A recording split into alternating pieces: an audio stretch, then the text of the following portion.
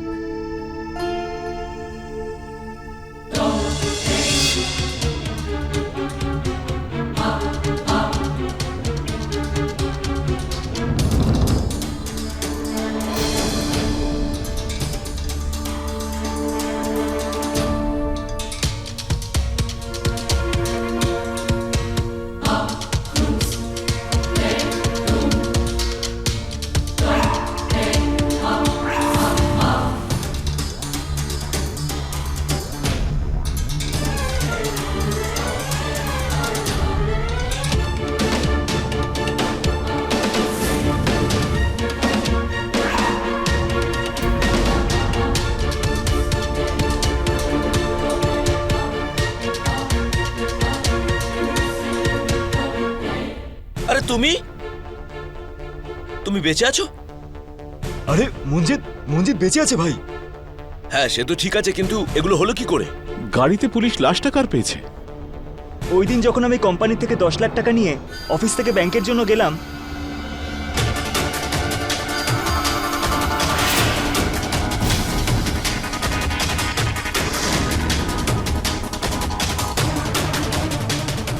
কে তুমি? তোর বাবা। চল, টাকাটা আমাকে দিয়ে দে। কিসের টাকা? গাড়ির মধ্যে যেটা আছে।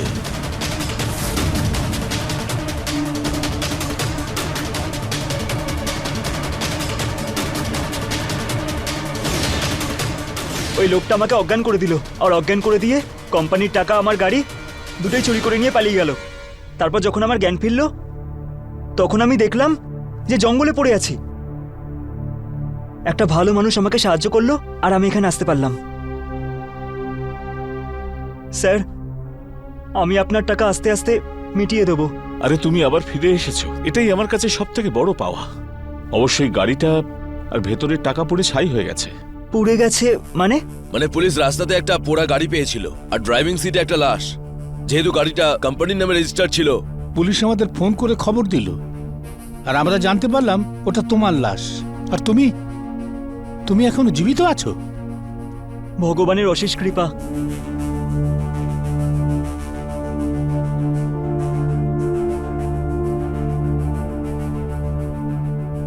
মনে হচ্ছে আমার এবার যাওয়া উচিত। আমার বউ রেশমি জানি না এখন কি করছে। স্যার, আমি আসছি।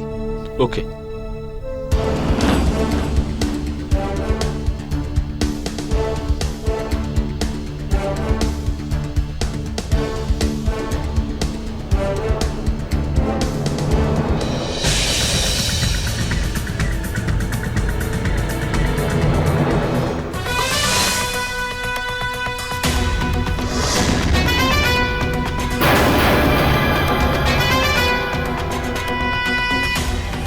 বল, ওই গাড়িতে যে লাশটা ছিল সেই সম্পর্কে কি জানিস বল। যেটা জানিস বলে দে। আমি কিছুই জানি না, খোঁজ নিয়ে আপনাদের জানাতে পারি। ইন্সপেক্টর দেখো। বলুন স্যার। ছেড়ে দাও ওকে। 2 দিনের টাইম দিচ্ছি তোকে। 2 দিনের মধ্যে যা জানিস সবটা বলবি, তাহলে তুই তো আমাকে চিনিস।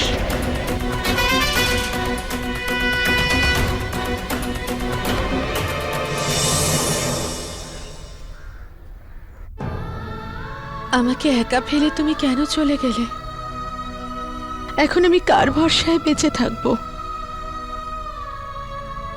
আমি তোমাকে ছাড়া বাঁচতে পারবো না।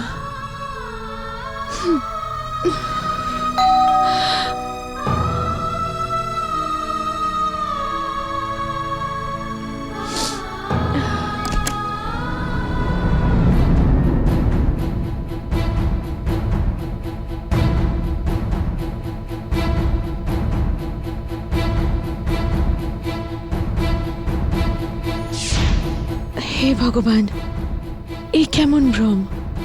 এটা ভ্রম নয়, এটাই সত্যি। আমি বেঁচে আছি।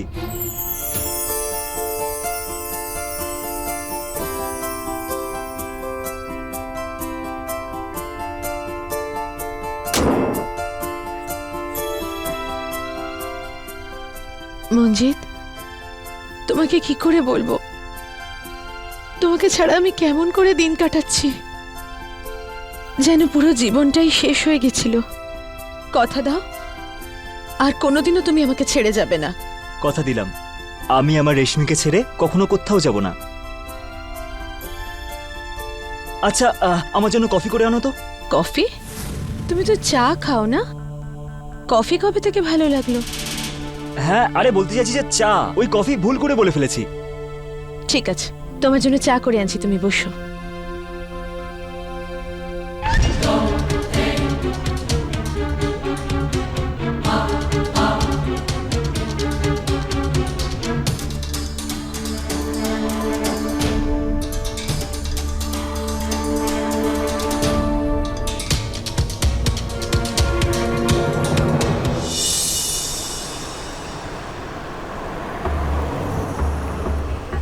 Inspector, yes sir. Postmortem report কবে পাবো আমি? কালকে আসবে স্যার। ইয়েস মিস্টার বিকে। ইন্সপেক্টর স্যার, মঞ্জিত জীবিত আছে। হোয়াট? কি বললেন? ও বেঁচে আছে? স্যার, ও যদি জীবিত থাকে তাহলে গাড়িতে যে পোড়া লাশটা আমরা পেয়েছিলাম সেটা কার?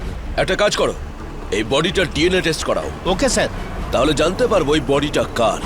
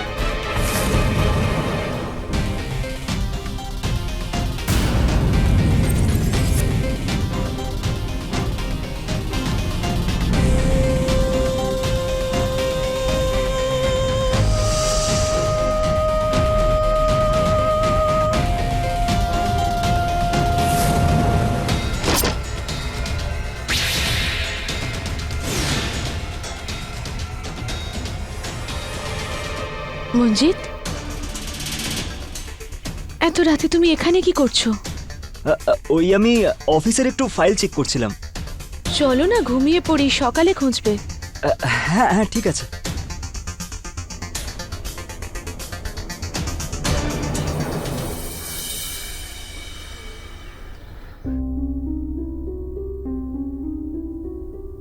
রেশমি,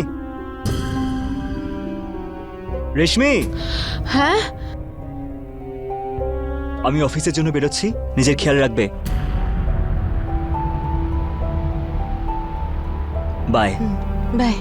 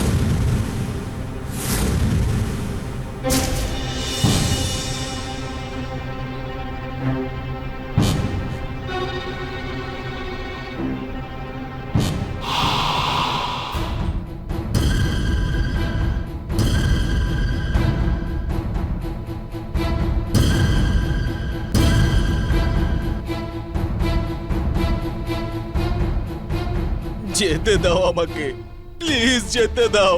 খাবার নিয়ে এসেছি তোর জন্য। আমি কিচ্ছু খেতে চাই না, ছেড়ে দাও আমায় প্লিজ। যদি না খাস তাহলে তুই বেঁচে থাকবি কি করে? আর তোর বেঁচে থাকাটা আমার কাছে খুব গুরুত্বপূর্ণ। চল খা।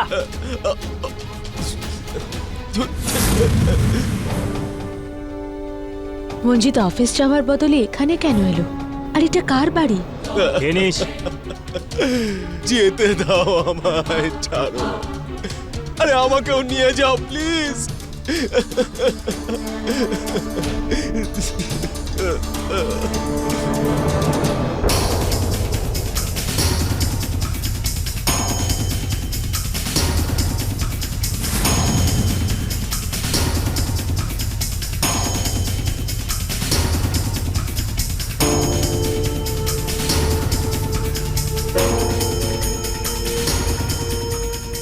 এখানে এই নির্জন জায়গায় তো কাউকে দেখতেও পাচ্ছি না, যাকে জিজ্ঞেস করলে এই বাড়ির ব্যাপারে জানতে পারবো। নমস্কার, আমি হলাম অমিত পাচৌরি আর আপনারা দেখছেন ক্রাইম অ্যালার্ট। আজকের আমাদের এই গল্পটা এরকম দুজন মানুষকে নিয়ে, যাদেরকে এতটাই একরকম দেখতে ছিল যে বোঝাই মুশকিল হয়ে যেত যে আসলে কে কোন কাজটা করছে। বিকে কনস্ট্রাকশনে কর্মরত মঞ্জিতের সাথেও এরকমটাই হয়েছিল। আসলে এই লোকটা কে ছিল যে মঞ্জিতকে কিডন্যাপ করতে চেয়েছিল, আর কেন? নিজেকে মঞ্জিত প্রমাণ করে পিকে কনস্ট্রাকশনে মঞ্জিতের জায়গাটা নিয়ে নেওয়ার পেছনে এই লোকটার আসল উদ্দেশ্যটা ঠিক কী ছিল? আসুন দেখা যাক।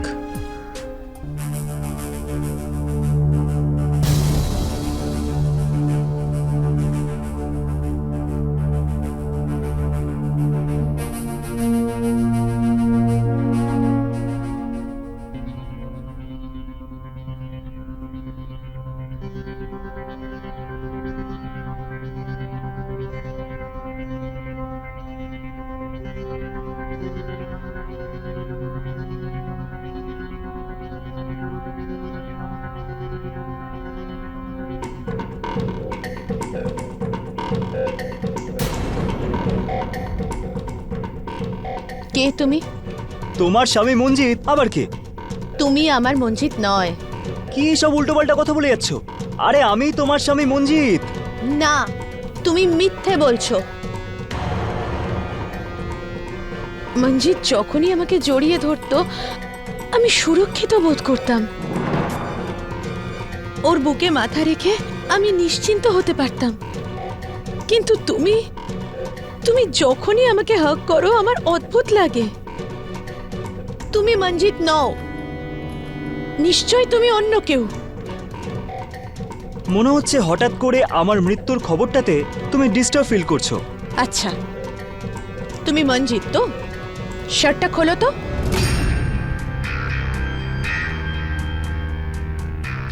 কি বাচ্চামি করছো তুমি? এটা বাচ্চামি নয়, তোমার সত্যিটা প্রমাণ করারই একটা উপায়। আমার হাজব্যান্ড না? খোলো তোমার শার্ট।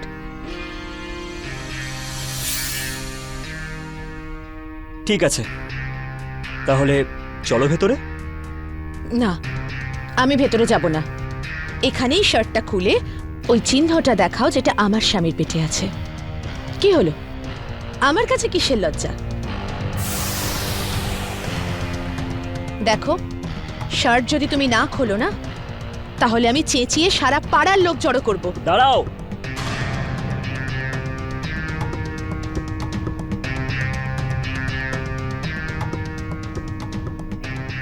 দেখো, আমার কাছে আসবে না। আগে তোমার শার্টটা খোলো।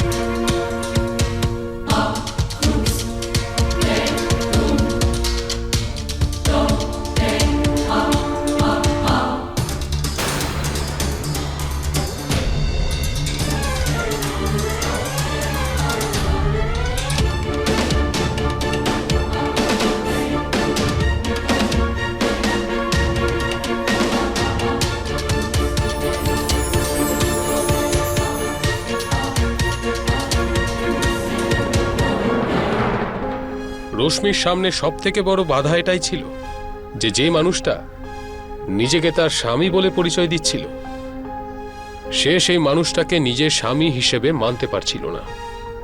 যদিও সেই সমস্ত প্রমাণ যা মঞ্জিতকে মঞ্জিত বলে প্রমাণ করত সেগুলো সঠিক ছিল।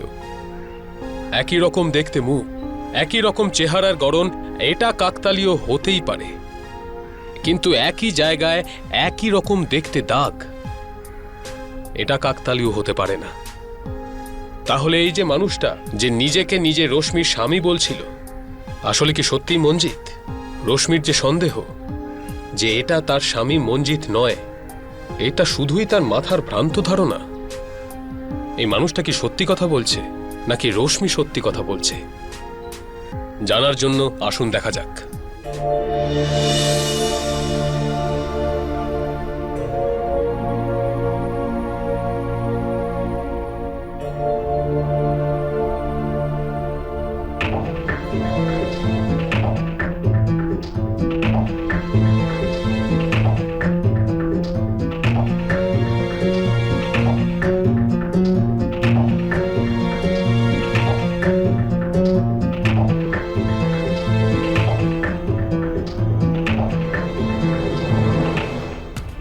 কি জানো ওর ব্যাপারে? স্যার ও তো আমাদের অফিসে অনেকদিন আগে থেকেই কাজ করে স্যার, খুবই হার্ডওয়ার্কিং এবং অনেস্ট ছেলে স্যার। কিন্তু কি হয়েছে স্যার? আচ্ছা,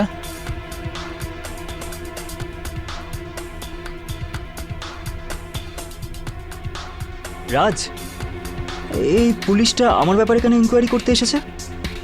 ওই যে গাড়িটা পড়ে গেছিল না, সে ব্যাপারে এনকোয়ারি করছেন।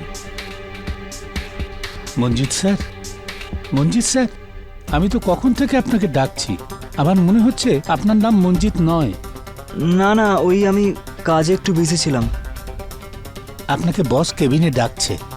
এখনই? হ্যাঁ,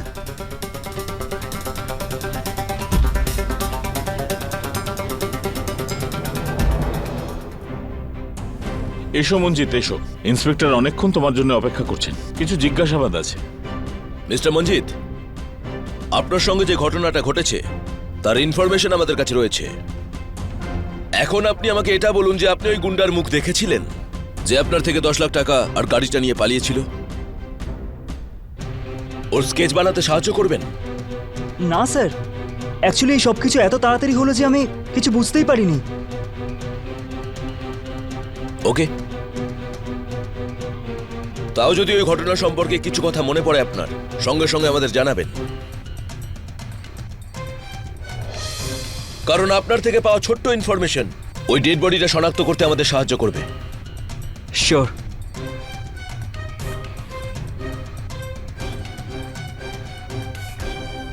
মঞ্জিত, ওই পালংপুরের প্রজেক্টের কি হলো? কালকের মধ্যে কিন্তু আমার প্রেজেন্টেশন চাই, বুঝলে? ইয়েস স্যার, হয়ে যাবে। ঠিক আছে, এখন তুমি আসতে পারো।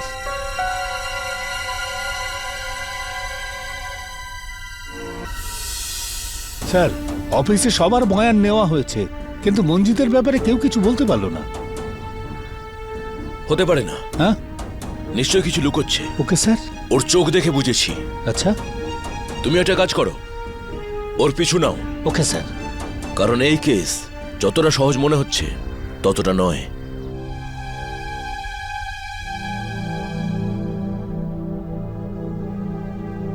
স্যার, কিছু একটা গন্ডগোল আছে। কেমন গন্ডগোল? আমার মনে হচ্ছে আমাদের আসল মঞ্জিত স্যার নয়। মঞ্জিত স্যার কখনোই আপনাকে ইয়েস স্যার বলতো না, সব সময় আপনাকে বস ডাকতো। আর এর হাবভাব দেখে মনে হচ্ছে এ আমাদের আসল মঞ্জিত স্যার নয়, এ কোনো নকল মানুষ। সত্যিটা কালকের মধ্যেই জেনে যাব। যদিও কালকের মধ্যে প্রেজেন্টেশন বানিয়ে দেয় তাহলে জানবো ও আসল মঞ্জিত, আর যদি না দেয় তাহলে বুঝবো ও আসল নয়। মঞ্জিতের কথা অনুযায়ী ও কোম্পানির টাকা একটা ব্যাগে করে নিয়ে যাচ্ছিল, হুম, কিন্তু ওই পোড়া গাড়ি থেকে আমরা এমন কোনো প্রমাণ পেলাম না যাতে এটা প্রমাণিত হয় যে ওই গাড়িতে টাকা ছিল। তার মানে স্যার, তার মানে এটা হতে পারে যে মঞ্জিত এই গেমটা টাকা হড়পানোর জন্যই করেছে। যদি এটা হতো স্যার, তাহলে মঞ্জিত পুরা টাকা নিয়ে অফিসে যেত না। 10 লাখ টাকা কিছু কম নয় স্যার। আবার এটাও তো হতে পারে যে আমরা যাকে মঞ্জিত ভাবছি সে মঞ্জিতের মতো দেখতে অন্য কেউ। হতে পারে স্যার। এক কাজ করো, ওর উপর নজর রাখো। ওকে স্যার, ঠিক আছে।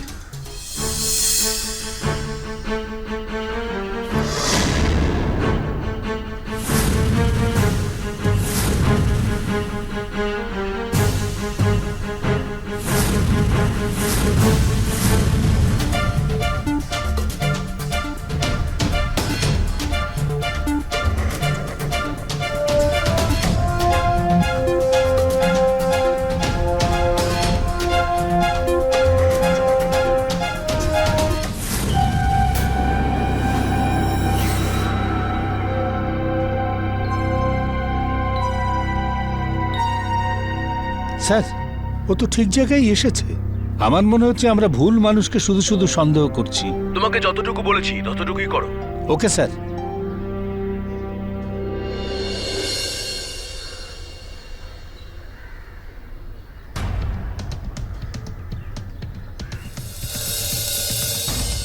প্রজেক্ট রিপোর্ট ঠিক করে তৈরি করবি, কারোর যেন সন্দেহ না হয় যে আমি মঞ্জিত নই, বুঝেছিস? খুব ভুল করছিস কিন্তু তোর এই গেমটা বেশি দিন চলবে না, কিন্তু তুই ধরা পড়ে যাবি। আমি ধরা পড়ে যাওয়ার আগে আমি এখান থেকে কোটি টাকা নিয়ে পালিয়ে যাব, তারপর চাকরিটাও আমার আর স্ত্রীও আমার।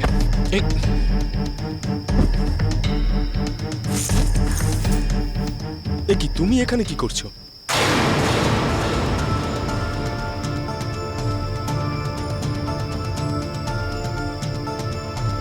এই দাঁড়া, তুমি আমার স্বামী মঞ্জিত নও। কে তুমি? আর আমার স্বামী মঞ্জিতকে কেন বন্দি করে রেখেছো? প্রথমে আমি আপনাকে আমার ইন্ট্রোডাকশনটা তো দিয়ে দিই। আমি হলাম সঞ্জিত, আপনার প্রিয় দেওর। আপনার স্বামী মঞ্জিতের একই রকম দেখতে যমজ ভাই। মঞ্জিতের যমজ ভাই? এটা কি করে হতে পারে? আপনিও ঠকে গেলেন তো। আপনিও আমাকে নিজের স্বামী ভাবছিলেন, কিন্তু ভুলটা আপনার নয়। আরে আমাদের কেউ চিনতে পারবে না, আরে কেউ বুঝতেই পারছে না যে কেউ এটা বলতে পারে যে কে সঞ্জিত আর কে মঞ্জিত। হ্যাঁ, আমার সব পড়াশুনো দাদাই তো করিয়েছে। আমি তো আরাম করে বসে থাকতাম আর ফার্স্ট ক্লাস পাশ হয়ে যেতাম দাদার জন্য। কিন্তু ওই চিহ্নটা? ওই একটাই তো তফাৎ দাদা আর আমার মধ্যে, সেটা আমি নিজেই আমার শরীরের মধ্যে এঁকে সেটাও দূর করে দিলাম। ভাই শোন, তোর কাছে এখনো সময় আছে, তোর কাছে ডিগ্রিও আছে, কোথাও গিয়ে ভালো একটা চাকরি খুঁজে নে। 7 বছর জেলে কাটানোর পর আমাকে চাকরি কে দেবে? আর এই 7 বছরে কখনো তুই এটা কি জানার চেষ্টা করেছিলিস যে আমি বেঁচে আছি নাকি মরে গেছি? মা মরে যাওয়ার সময় ঠিকই বলে গেছেন যে বাবু সঞ্জিত, তোর না জীবনে কখনো কোনো কষ্টই হবে না। তোর কপালটা এতটাই ভালো যে তুই মঞ্জিতের মতো দাদা পেয়েছিস। মা ঠিকই বলতো।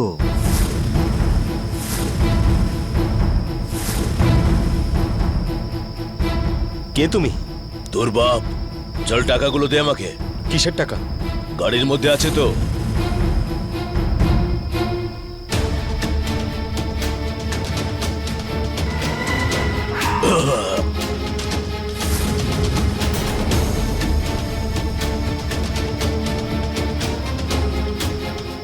এ কি তুই? তোমার সাথেই দেখা করতে আসছিলাম আমি। শুনলাম তুমি যে অফিস থেকে 10 লাখ টাকা নিয়ে যাচ্ছ। শুনেছি তুমি নাকি ভালো চাকরি পেয়েছো আর বৌদিও খুব সুন্দরী। দেখ ভাই, তুই আমার জীবন থেকে চলে যা, তোর সাথে আমার কোনো সম্পর্ক নেই। আরে দাদা, 7 বছর আমি জেলেই ছিলাম, আমাদের মুখটাও একই রকম। যেটা তোর সেটা তো আমারও। এসব তুই কি করছিস?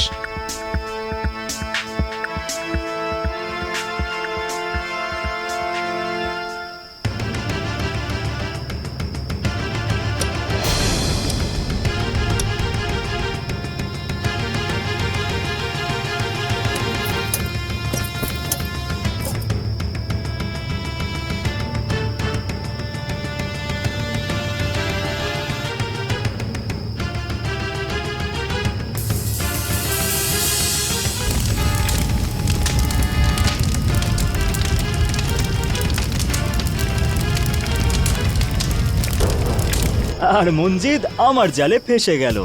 আর আমি মঞ্জিতের জায়গায় অফিসে গিয়ে আমি পুলিশকে সব মিথ্যে ঘটনা বলে দিলাম। ওই গুন্ডাটাও আমারই লোক ছিল। শোন ভাই, তুই এই প্রজেক্টটার ব্যাপারে কিচ্ছু বলতে পারবি না, আর তোর খেলা এখানেই শেষ হয়ে যাবে। আরে খেলাটা তো সবে শুরু হলো।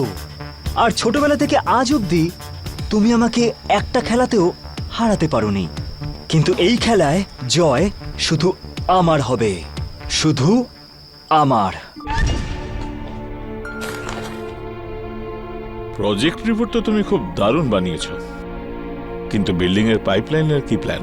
মিস্টার বিকে, আমাদের প্রজেক্টে সরকারি পাইপলাইন পৌঁছাতে সময় লাগবে, আর এই কারণেই আমরা প্রজেক্টের এই জায়গাটাতে ওয়াটার সাপ্লাইয়ের প্ল্যান করছি, যাতে আমরা সব জলগুলো একসাথে জমা করতে পারি।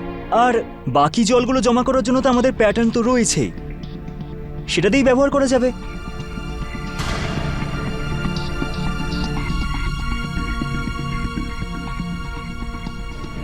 গুড জব, তুমি আসতে পারো। ওকে বস। স্যার, বাইরে পুলিশ এসছে। Mister Manjit, 1 minute. আমাদের সন্দেহ যে আপনি মঞ্জিত নন। স্যার আমি মঞ্জিতই তো। যদি আপনি মঞ্জিত হন তাহলে এই গেটের লকারে আপনার থামটা লাগান। যদি গেট খুলে যায় তাহলে আমরা মেনে নেব যে আপনি মঞ্জিত। ভাবছেন কি? চলুন। নিন আসুন, চলুন।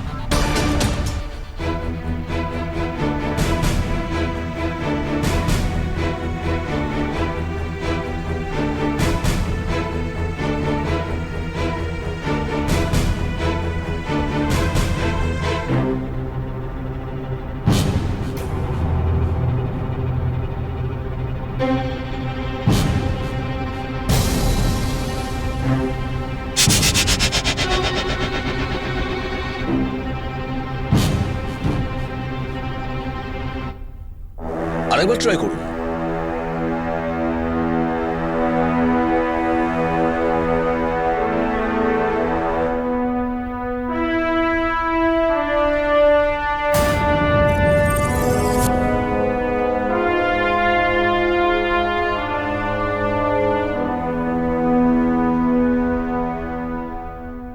আম সরি মিস্টার মঞ্জিত, আপনাকে বেকার বিরক্ত করলাম। আপনি আসতে পারেন। যান, আপনারা যান। Mister BK, I am so sorry, আমরা আপনাকেও বিরক্ত করেছি। Carry on please.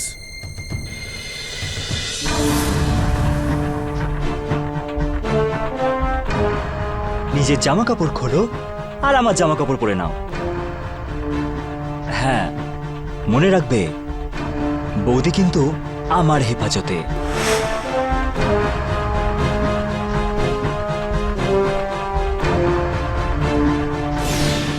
তাহলে একটা কাজ করে মঞ্জিতের কেসটা বন্ধ করে দিই। আমি কি পুলিশকে সবকিছু বলে দিই? ওনারা ওকে অ্যারেস্ট করে নেবে আর রেশমিকে উদ্ধার করে নেবে। আমি মঞ্জিত, হ্যাঁ এটাও বলে দিই। স্যার, আমি তো আপনাকে আগেই বলেছিলাম যে এই মঞ্জিত স্যার।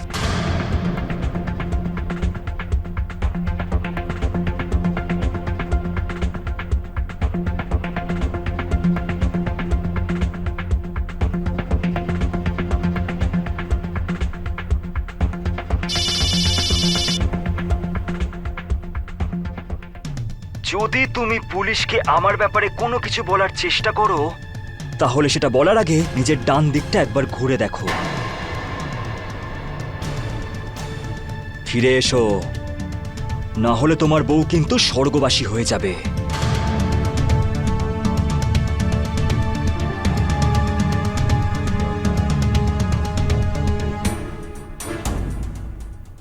স্যার, আমার একটু গন্ডগোল মনে হচ্ছে। আরে না না সুরাজ, তোমার ছুটির প্রয়োজন। চলো।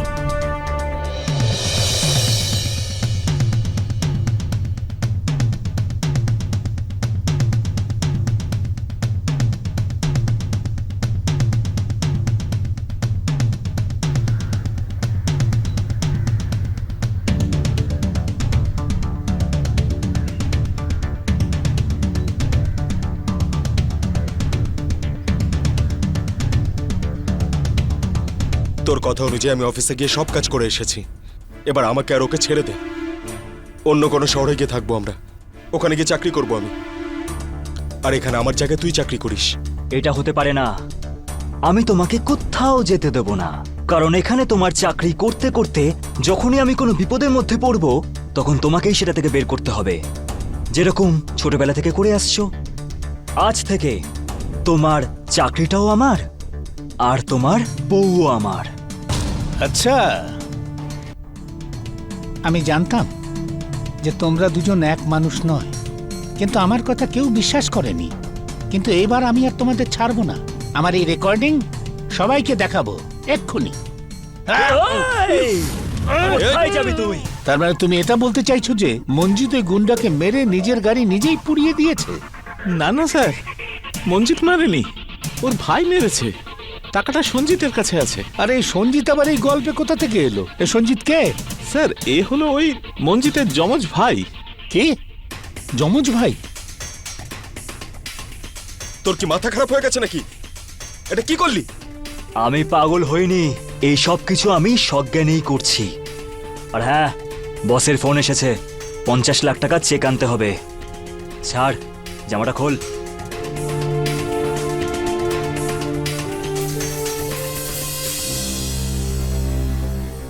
আমি 50 লাখ টাকার একটা চেক সাইন করে দিয়েছি। আর হ্যাঁ, তোমারও একটা সাইন লাগবে এখানে। আর টাকা নিয়ে তুমি এক্ষুনি অফিসে ফিরে আসবে। আমি ব্যাংক ম্যানেজারকে ফোন করে দিয়েছি।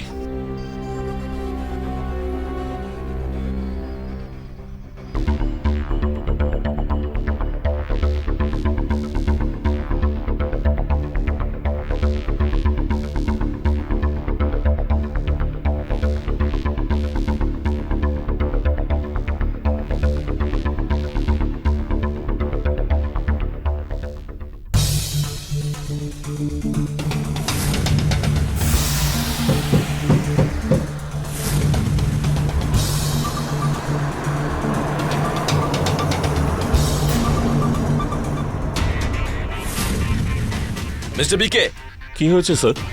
আপনার পিয়ন রামু সন্দেহটা একদম ঠিকই। মঞ্জিত একজন নয়, দুজন। ওরা যমজ ভাই। দুই ভাই মিলে আপনার সঙ্গে কোনো একটা গেম খেলছে। আর ওর মধ্যে সঞ্জিত যে, সে এর আগে 7 বছর জেলে ছিল মার্ডার কেসে। আচ্ছা, মঞ্জিত কোথায়? ডাকুন ওকে। মঞ্জিতকে ব্যাংকে পাঠিয়েছি 50 লাখ টাকার চেক দিয়ে। আপনি ব্যাংকে কল করুন আর এক্ষুনি বলুন যে চেকটা যেন ডিপোজিট না করে। ম্যানেজার, মঞ্জিতের হাতে যে 50 লাখ টাকা চেক পাঠিয়েছি সেটা এক্ষুনি ব্লক করুন। হোয়াট? ক্লিয়ার হয়ে গেছে? ও মাই গড। মঞ্জিতকে কল করুন। কোথায় ও? ওর ফোন তো সুইচ অফ বলছে। Inspector Suraj, Yes, sir. একটা কাজ করো, মঞ্জিতের কল লোকেশন ট্রেস করো। Yes, sir. আর সমস্ত চেকপোস্টে নাকাবন্দি করো। Yes, sir. বাস, এয়ারপোর্ট, রেলওয়ে স্টেশন সব জায়গায় নাকাবন্দি হওয়া চাই, মঞ্জিত যেন পালাতে না Okay, পারে। আপনি চিন্তা করবেন না, সব ঠিক হয়ে যাবে। Hello, control room.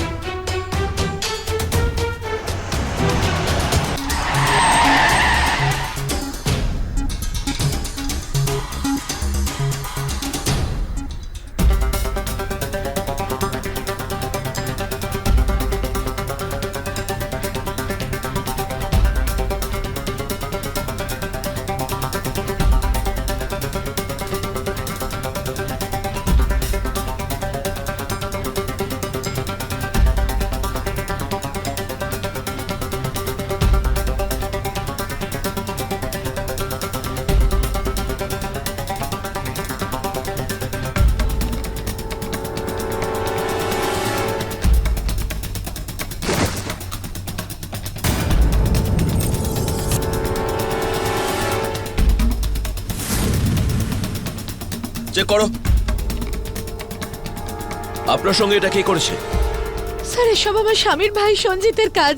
স্যার, ও আমার স্বামীকেও নিয়ে চলে গেছে। প্লিজ ওকে বাঁচান। স্যার, এ তো মারা গেছে। বডিটাকে পোস্টমর্টেমে পাঠাও। Okay sir. আপনি চিন্তা করবেন না, সব ঠিক হয়ে যাবে। আসুন আমার সঙ্গে আসুন। ছেড়ে দে ভাই আমাকে, ছাড়। আমি এবার সবকিছু গিয়ে পুলিশকে বলে দেবো। তুই পুলিশকে গিয়ে বলে দিবি? তার আগে আমি তোকে বলবো। ছোটবেলা থেকে হাঁপিয়ে গেছি আমি তোর ধমক শুনতে শুনতে, বুঝেছিস? ভাই কি করছিসটা কি তুই? তুই তোর দাদাকে মেরে ফেলবি নাকি? হ্যাঁ, তুই মায়ের খুব প্রিয় তাই না? তাই তোকে ওনার কাছেই পাঠিয়ে দিচ্ছি। তারপর তোর চাকরিটাও আমার, আর তোর বউটাও। না ভাই, আজকে আমি না, তোকে মেরেই ছাড় ফেলবো। আমাকে। আমাকে মেরো না, আমাকে মেরো না, আমাকে মেরো না, আমাকে মেরো না, প্লিজ আমাকে মেরো না, প্লিজ। এই সঞ্জিত আমাকে মারতে চাইছে, দেখো ছুরিটা ওর হাতে। ইন্সপেক্টর বাবু, আমার দাদা সঞ্জিত আমাকে মারতে চাইছে। ইন্সপেক্টর, আমি মঞ্জিত, ও হচ্ছে সঞ্জিত। না, সঞ্জিত, মঞ্জিত আমি। না, মঞ্জিত আমি। আরে মঞ্জিত আমি। ইন্সপেক্টর, মঞ্জিত আমি। ইন্সপেক্টর বাবু, মঞ্জিত আমি। ইন্সপেক্টর সঞ্জিত, ও মঞ্জিত আমি। স্যার, ও সঞ্জিত, আমি মঞ্জিত। আমি মঞ্জিত। আমি মঞ্জিত। ইন্সপেক্টর, আমি মঞ্জিত। সঞ্জিত, মঞ্জিত, সঞ্জিত, আমি এক্ষুনি জানতে পেরে যাবো কে সঞ্জিত আর কে মঞ্জিত। দুই ভাই এক নম্বরের শয়তান। সত্যি করে বলো, কে সঞ্জিত আর কে মঞ্জিত? স্যার আমি বলছি, আসল মঞ্জিতকে আমার ফোনের পাসওয়ার্ড আমার স্বামী মঞ্জিতই জানে। তাহলে এদের মধ্যে যে আমার স্বামী, সে পাসওয়ার্ড খুলে প্রমাণ দেবে।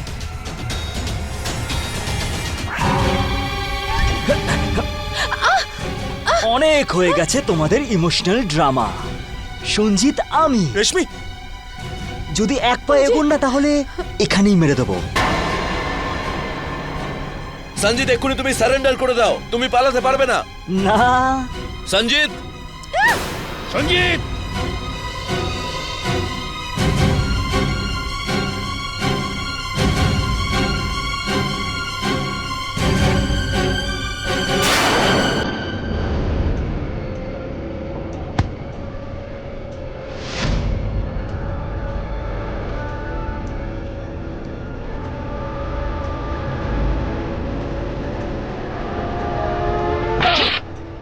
বলছি ইন্সপেক্টর, ওর গায়ে হাত তুলবেন না, ও শুধরে যাবে, এতে ওর কোনো ভুল নেই।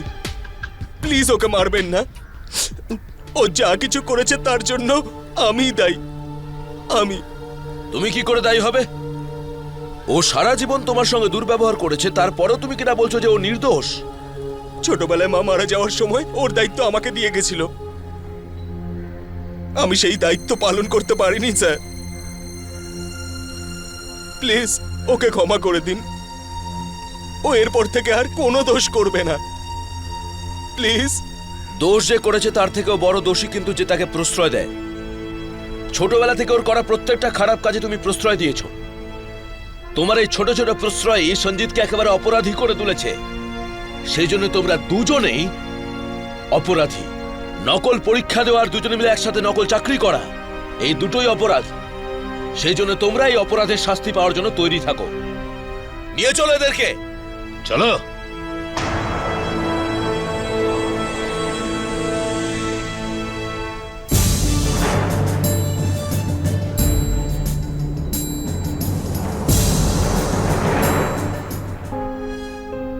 দুজন মানুষের মুখ তো একই রকম হতেই পারে, কিন্তু ভাগ্য কখনো একরকম হয় না। ঠিক তাই হয়েছিল সঞ্জিতের সাথে। ঈশ্বর তাকে মঞ্জিতের মতো দেখতে বানালেও কিন্তু তার ভাগ্য মঞ্জিতের মতো ছিল না। আর ঠিক সেই কারণেই সে অপরাধী হয়ে ওঠে। সে চাইলে সে মঞ্জিতের মতো পরিশ্রম করে সমাজে একটা ভালো জায়গা অর্জন করতে পারত, কিন্তু সে সেটা করেনি। সে মঞ্জিতের সাহায্যে প্রতি পদে পদে এগিয়ে যাচ্ছিল, যার কারণে তার নিজের আত্মবিশ্বাস নষ্ট হয়ে যায়। কাউকে সাহায্য করা অন্যায় কাজ নয়, কিন্তু কাউকে এতটাও সাহায্য করবেন না যাতে সে আপনার উপর নির্ভরশীল হয়ে পড়ে, ঠিক যেরকম মঞ্জিত সঞ্জিতের সাথে করেছিল। এরই সাথে সাথে আমি অমিত পাচৌরি এই গল্প নিয়ে আপনাদের থেকে বিদায় নিচ্ছি। আবার দেখা হবে কোনো সত্য আর রোমাঞ্চকর ঘটনাকে নিয়ে। ততদিন মাথায় রাখবেন, অন্যায়ের থেকে যদি বাঁচতে চান তাহলে অ্যালার্ট থাকুন। ক্রাইম অ্যালার্ট, অন্যায়ের বিরুদ্ধে সোচ্চার।